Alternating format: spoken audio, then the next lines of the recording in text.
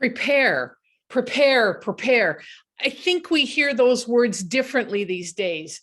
It's a week before Christmas, and there are lots of people who are preparing for gatherings of family and friends. There's getting the tree trimmed if you like to have a tree. There are people wrapping gifts that they've made or maybe bought. There are people who are taking care of the shopping for food and then preparing it. There are those of us who are preparing to be hosted. Do we need to bring something, or can we just relax and be taken care of?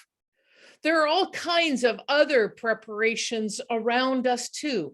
There are teachers, administrators, support staff, and students preparing for the holiday break. There are some university students who are now preparing for more online learning in the new year. There are people preparing to roll up their sleeves for booster shots of the vaccines, making appointments, wondering what to do until they have those appointments, and then the 2 weeks until your immunization is improved go by. There are medical people preparing for what might happen with Omicron. There are people preparing for all kinds of things in all kinds of places.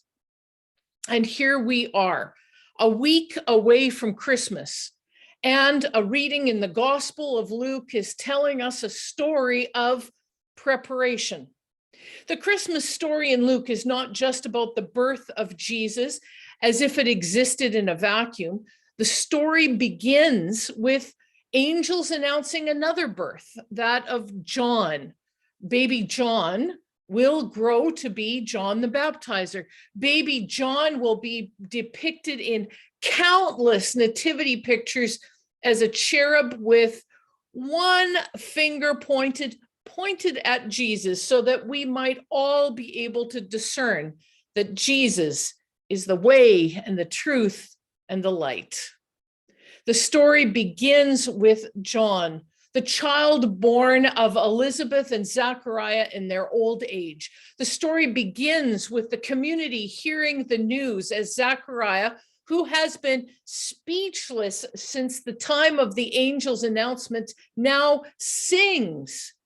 And you, child, will be called the prophet of the Most High, for you will go before the Lord to prepare his ways, to give knowledge of salvation to his people by the forgiveness of their sins, by the tender mercy of our God. The dawn from on high will break upon us to give light to those who sit in darkness and in the shadow of death, to guide our feet in the way of peace. To prepare the way of the Lord is to give knowledge of God's love for everyone. Isn't that what your Christmas preparations might be about? To show those around you, or those who you do not know, but who you know need support, that they are loved? I think it's why we might make or buy gifts or meals or send cards or make additional phone calls. It's why we might donate to Hampers or the food bank or support outreach ministries. We do what we can, when we can, to share love. The call to prepare the way of the Lord invites us to live as God calls us to live. It's an invitation to focus our attention on making space in our lives for God's love. It's an invitation to remember that everyone is a loved, beloved child of God. That's true for our neighbors, it's true for the stranger, and it's true for ourselves. And that takes us to the timeless words of the prophets: turn your lives towards God. In Advent, we use the words hope, peace, joy, and love, ways to live as God's people. In the words of the prophet Micah, it's to do justice, love kindness, and walk humbly with our God. But whatever words we relate to, they're intertwined. For example, we can't have justice without having hope, peace, joy, and love. And we can't have hope without having justice. and kindness and walking humbly with God. The same is true for peace and joy and love. The same is true for justice, kindness, walking humbly with God. They're connected to one another.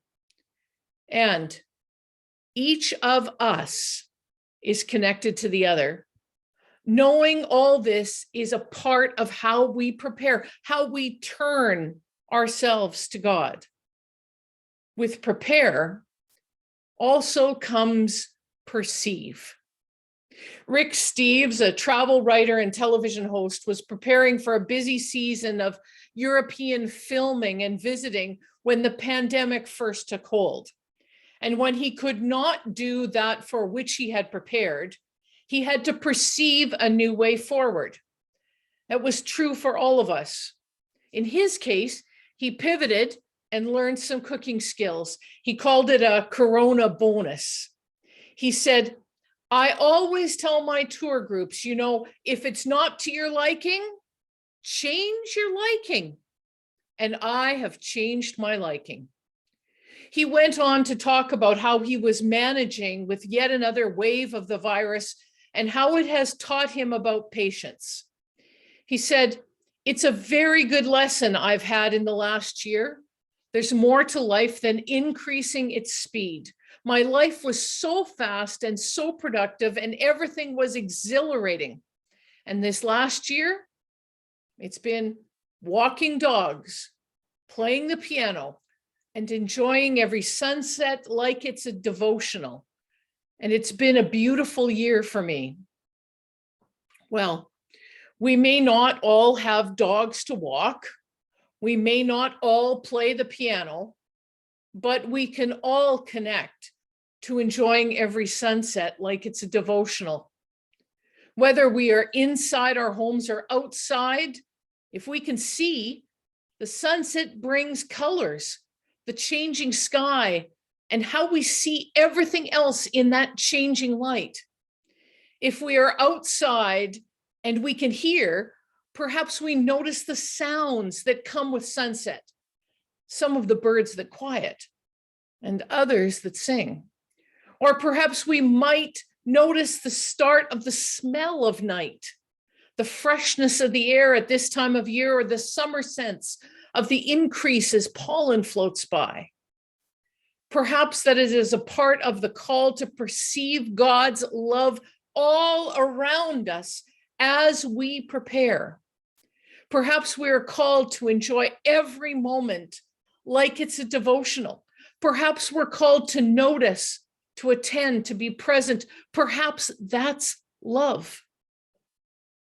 By the tender mercy of our God, the dawn from on high will break upon us to give light to those who sit in darkness and in the shadow of death, to guide our feet into the way of peace. We are guided in peace and in hope and in joy and in love. We are God's Advent people. We are prepared and we are preparing. We are ready for anything. As the angels sing, fear not. May God bless us all this day and always. Thanks be to God. Amen.